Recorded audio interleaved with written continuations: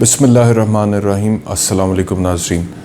سب سے پہلے آپ کو یہ بتائیں کہ الیکشن کمیشن آف پاکستان نے انتخابات کے حوالے سے ایک ضابطہ اخلاق نیا جاری کیا ہے جو کہ بڑا سخت ہے۔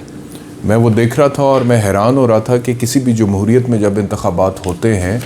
تو وہاں کا وہ جو ملک ہے، اگر وہاں پہ جمہوریت ہے تو وہاں کا الیکشن کمیشن ایسا ضابطہ اخلاق کیسے جاری کر سکتا ہے۔ مثال کے طور پہ انہوں نے کہا جی انٹری اور ایگزٹ پولز کرانے اور میڈیا پر نشر کرنے پر پابندی ہوگی، یعنی کہ پولنگ سٹیشن کے اندر کوئی شخص انٹر ہو رہا ہے یا ووٹ کاسٹ کرنے کے بعد ایگزٹ ہو رہا ہے تو اس سے پوچھنا کہ آپ نے کس کو ووٹ ڈالنا ہے یا ڈال کر آئے ہو اور پھر میڈیا پہ اس کا نشر کرنا ہے، اس پر پابندی ہوگی۔ چلو یہ کسی حد تک پھر بھی میں کہتا ہوں کہ سمجھ آ جاتا ہے، لیکن آگے جو وہ بات کر رہے ہیں نا، حلقے میں کسی بھی قسم کے سروے کروانے سے روک دیا ہے، یہ سمجھ سے باہر ہے۔ یعنی کہ اور اس کے اندر ضابطہ اخلاق میں سوشل میڈیا کو بھی شامل کر دیا، صرف مین سٹریم میڈیا کی بات نہیں ہے، اس میں سوشل میڈیا کو بھی انہوں نے شامل کر دیا۔ یعنی کہ نہ مین سٹریم میڈیا پر نہ سوشل میڈیا پر کوئی بھی شخص کسی بھی حلقے میں کسی بھی قسم کے سروے کروانے سے روک دیا گیا ہے۔ تو یہ تو بڑی عجیب سی بات ہے، کیونکہ کسی بھی جمہوریت کے اندر آپ سروے سے تو نہیں روک سکتے۔ آپ چاہے امریکہ کو دیکھ لیں، برطانیہ کو دیکھ لیں، فرانس کو دیکھ لیں، کہیں پہ بھی دیکھ لیں جہاں پہ جمہوریت ہے، پارلیمنٹ ہے یا پارلیمنٹری فارم آف گورنمنٹ ہے یا کانسٹیٹیوشن ہے فار دیٹ میٹر، یا پریزیڈنشل سسٹم بھی ہے۔ امریکہ میں پارلیمنٹری فارم آف گورنمنٹ تو نہیں ہے، پریزیڈنشل سسٹم ہے، صدارتی نظام، لیکن اس کے باوجود وہاں پر پولز ہوتے ہیں، سرویز ہوتے ہیں اور ان سرویز کے رزلٹس کو شائع بھی کیا جاتا ہے میڈیا کے اوپر۔ لیکن کیا الیکشن کمیشن کا یہ جو امر ہے یا یہ جو عمل ہے جو انہوں نے کیا ہے، یہ صرف اس وجہ سے ہے کیونکہ سرویز میں پاکستان تحریک انصاف کی مقبولیت سامنے آئے گی، یا کوئی پول کرائیں گے تو پی ٹی آئی کی یا پی ٹی آئی کے چیئرمین عمران خان کی مقبولیت سامنے آئے گی تو وہ شائع نہ ہو؟ یہ تو بڑی عجیب و غریب سی بات ہے۔ یعنی کہ یہ اتنی عجیب بات ہے جو کہ الیکشن کمیشن آف پاکستان کر رہا ہے، اور یہ تمام تر جمہوری اقدار کے خلاف ہے۔ اور یہاں سے پتہ لگتا ہے کہ یہ پاکستان تحریک انصاف کا ایک نیریٹو تو بہت دیر سے ہے نا کہ الیکشن کمیشن آف پاکستان کو وہ متعصب سمجھتے ہیں اور اس سے اتفاق نہیں کرتے اس کی پالیسی سے، اور توشہ خانہ کا سارا معاملہ بھی الیکشن کمیشن سے ہی انیشیٹ ہو کے الیکشن کمیشن پر ہی ختم ہوا ہے ابھی تک۔ اور عمران خان صاحب اس وقت جو اٹک جیل میں 3 سال کی قید کاٹ رہے ہیں، وہ توشہ خانہ کا معاملہ جو الیکشن کمیشن نے اٹھایا تھا اور عمران خان کو ڈسکوالیفائی بھی کیا، پھر وہاں تک بھی تسلی نہیں ہوئی، اور اس کے بعد پھر انہوں نے جو ہے وہ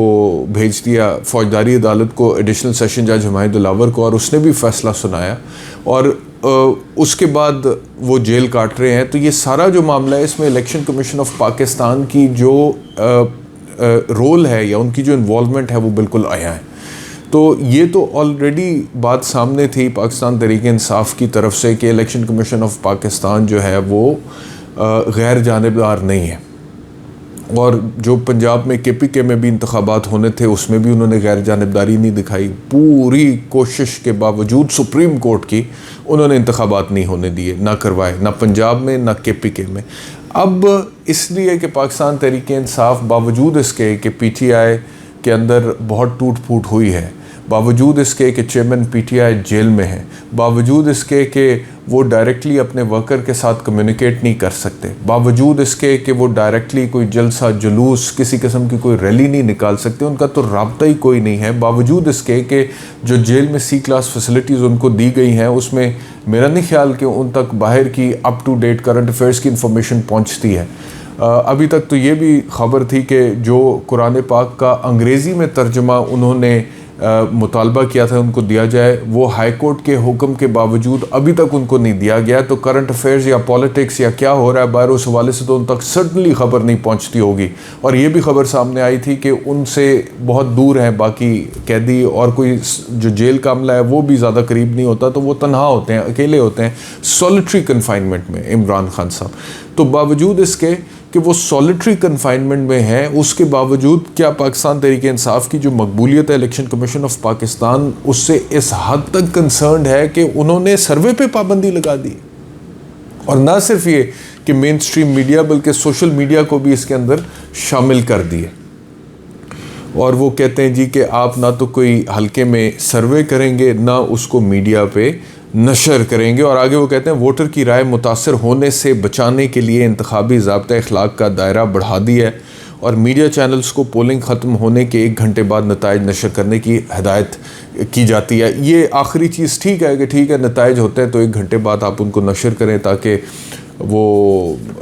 پولنگ ختم ہونے کے بعد تاکہ وہ کریڈیبل ہوں، لیکن یہ جو سروے کے اوپر پابندی ہے اور پولز کے اوپر پابندی ہے یہ سٹینڈ نہیں کرے گی میرے خیال میں۔ اس کو سرٹنلی کوئی بھی شخص عدالتوں میں جا کر اگر اس کو چیلنج کرے گا تو کیونکہ پاکستان ایک جمہوریت ہے اور یہاں پہ آزادی اظہار رائے ہے اور لوگوں کا رائٹ ٹو انفارمیشن بھی ہے، آرٹیکل 19 کی میں آپ سے بات کر رہا ہوں، تو اس وجہ سے یہ جو ضابطۂ اخلاق ہے یہ آئین سے متصادم ہونے کی بنیاد پر عدالت اس کو سٹرائک ڈاؤن کر سکتی ہے اور مجھے لگتا ہے کہ کر دے گی،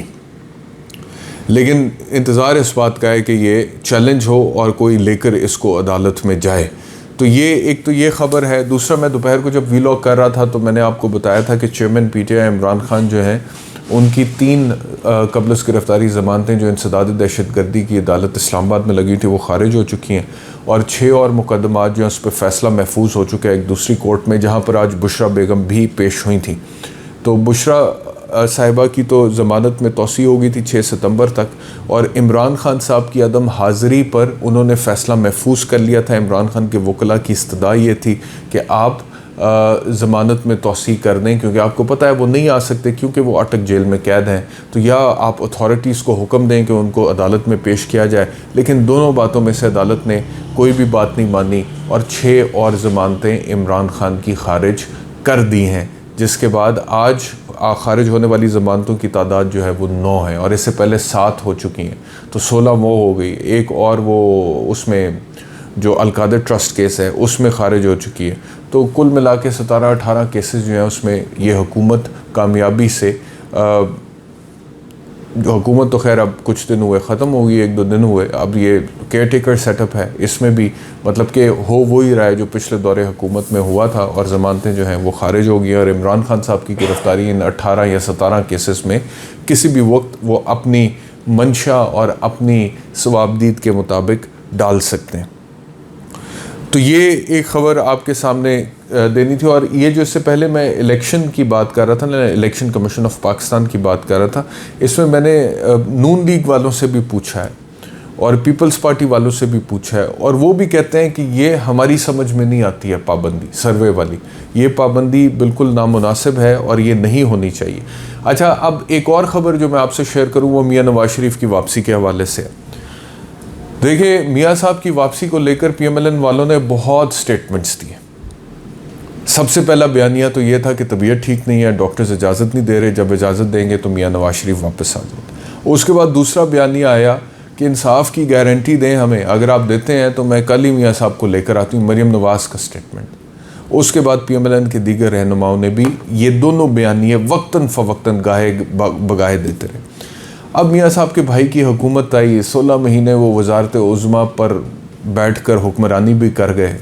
بھتیجے کی حکومت آئی تھی کچھ دیر کے لیے پنجاب میں، لیکن اس کے باوجود میاں نواز شریف واپس نہیں آئے۔ اب پارٹی کا ایک جو دھڑا ہے وہ یہ کہتا ہے کہ ستمبر کے وسط میں یعنی کہ مڈ سپٹمبر میں میاں صاحب آ جائیں گے، لیکن خواجہ آصف جو کہ اس سے پہلے یہ کہہ چکے ہوئے ہیں کہ کیونکہ آج سے کچھ عرصہ کئی مہینے پہلے کی میں بات کر رہا ہوں، انہوں نے کہا تھا کہ کیونکہ ملک ایک کروشل موڑ پہ آیا تو میاں نواز شریف کو واپس آنا چاہیے۔ اب انہوں نے کہا ہے جی کہ میاں صاحب اس لیے واپس نہیں آ رہے کہ جب تک رسک 0 نہیں ہو جاتا تب تک یہ رسک نہیں لیں گے ہم۔ اب میری سمجھ سے باہر ہے کہ کون سا رسک ہے جس کو وہ 0 کرنا چاہتے ہیں، یعنی کہ ابھی جب کہ اب حالات بالکل مختلف ہیں، عمران خان کو جیل میں ڈالنے کے باوجود اور پاکستان تحریک انصاف کے ساتھ جو کچھ ہو گیا ہے پچھلے کچھ عرصے میں، وہ اس کے باوجود، اور میاں شہباز شریف کی بریت ہو چکی، حمزہ شہباز کی بریت ہو چکی، سلمان شہباز کی بریت ہو چکی، میاں نواز شریف کی بیٹی مریم نواز کی بریت ہو چکی، کیپٹن صفدر کی بریت، اسحاق ڈار کی بریت ہو چکی، ساری بریتیں ہو چکی ہیں، لیکن اس کے باوجود میاں صاحب واپس ہی نہیں آ رہے کہ جی جب تک رسک 0 نہیں ہو۔ اب کس چیز کا رسک ہے؟ رسک وہ اکثر یہ جو ستمبر کے وسط کی بات کرتے ہیں نا، ستمبر وسط میں چیف جسٹس عمر عطا بندیال نے ریٹائر ہو، سوال یہ پیدا ہوتا ہے کہ اگر میاں صاحب فوری طور پہ واپس آتے ہیں تو چیف جسٹس نے کیا کر دینا انہوں نے تو جانا ہے نیچے اسلام آباد ہائی کورٹ میں جو ان کی اپیل پینڈنگ ہے کنوکشن کے خلاف، یا ادھر جانا ہے، یا انہیں پروٹیکٹیو بیل حفاظتی ضمانت چاہیے تو وہ بھی ہائی کورٹ سے لے سکتے ہیں۔ سپریم کورٹ میں تو ڈائریکٹلی انہیں جانے کی ضرورت ہی نہیں ہے، اور جب تک وہ آئیں گے ہائی کورٹ میں پیش ہوں گے، حفاظتی ضمانت لیں گے، کوئی اپیل کو ڈیل کریں گے، تب تک مہینہ ڈیڑھ مہینہ گزر ہی جائے گا اور چیف جسٹس نئے آ جائیں گے وسط ستمبر میں، اگر یہی ان کا خوف ہے تو۔ لیکن وہ اتنا رسک بھی لینے کے لیے تیار نہیں۔ تو سوال میرا یہ ہے کہ جو شخص اتنا خوف زدہ ہو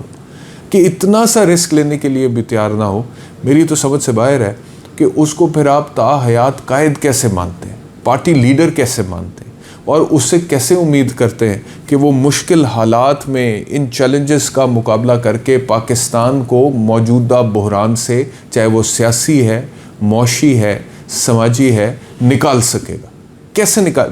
جو شخص اتنا کیلکولیٹڈ اپنی ذات کے حوالے سے ہے، جو اپنی ذات کو اتنا مقدم رکھتا ہے اور اس پر 1% رسک لینے کے لیے تیار نہیں ہے، وہ پاکستان جو اس وقت بطور ریاست اور مملکت بشمول 24 کروڑ عوام کے اتنے بڑے بڑے رسکس کے اندر ہے، یہ ریاست، یہ مملکت اس وقت، اس مملکت کو ان رسکس میں سے کیسے نکالے گا؟ Because he is not a risk taker himself. وہ تو اپنی ذات کے حوالے سے اتنا سا بھی رسک لینے کے لیے تیار نہیں ہے۔ تو جو بندہ رسک ٹیکر ہے ہی نہیں، اس کو تو پتہ ہی نہیں ہے پھر کہ رسک سے کیسے ڈیل کرتے ہیں، اس میں سے کیسے نکلتے ہیں۔ تو وہ کیسے نکالیں گے، یہ ایک بہت بڑا سوال ہے جس کا جواب پاکستان مسلم لیگ نواز کے رہنما دینے سے قاصر ہیں۔ بس وہ کہتے ہیں کہ ابھی آپ اندازہ کریں کہ اسٹیبلشمنٹ کے ساتھ ابھی میاں شہباز شریف کا جو سٹیٹمنٹ تھا صحافیوں کے ساتھ ملاقات میں، جو ان کا فیئر ویل تھا، اس میں انہوں نے کہا جی کہ میں تو 30 سال سے اسٹیبلشمنٹ کی آنکھ کا تارا ہوں۔ سگا بھائی اسٹیبلشمنٹ کی آنکھ کا تارا ہے، اور اس کے باوجود ابھی انہیں لگتا ہے کہ 0% پہ رسک نہیں آیا، اور جب تک نہیں آئے گا تب تک میاں نواز شریف کی واپسی نہیں ہوگی۔ تو جب وہ 0% پہ آ جائے گا، میاں صاحب واپس آ بھی جائیں گے، تو کیا ہو جائے گا؟ ملک کا کیا بدل جائے گا؟ ایک عام آدمی کی زندگی میں کیا؟ وہ تو پھر اپنی بالکل سہولت کے مطابق واپس آئیں گے نا، جو ان کو سوٹ کرتا ہے اس کے مطابق واپس آئیں گے۔ تو اس میں پھر عوام کا، پاکستان کے مسائل کا کیا عمل دخل ہے؟ یہ ایک بہت بڑا سوال ہے جس کا جواب پاکستان مسلم لیگ نواز نہیں دے پا رہی ہے۔ اس ویلاگ میں اتنا ہی، بہت شکریہ، اپنا خیال رکھیے، اللہ حافظ۔